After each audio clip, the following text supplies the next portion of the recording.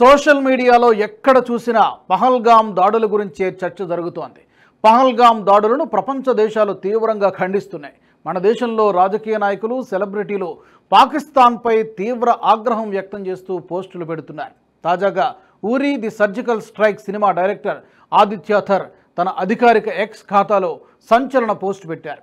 వారికి కశ్మీర్ కావాలి, మనకు వారి తలలు కావాలి అంటూ రాసుకొచ్చారు. దీంతో ఈ పోస్ట్ సామాజిక మాధ్యమాల్లో తెగ వైరల్ అవుతోంది. ఈ క్రమంలో పలువురు నెటిజన్లు ఆదిత్య వ్యాఖ్యలతో ఏకీభవిస్తూ కామెంట్లు పెడుతున్నారు. 2016 ఊరి ఉగ్రవాద దాడులు, ఆ తరువాత సర్జికల్ స్ట్రైక్స్తో భారత్ బదులు తీర్చుకున్న నేపథ్యంపై వచ్చిన ఉరి ది సర్జికల్ స్ట్రైక్ సినిమాకు ఆదిత్య దర్శకత్వం వహించారు.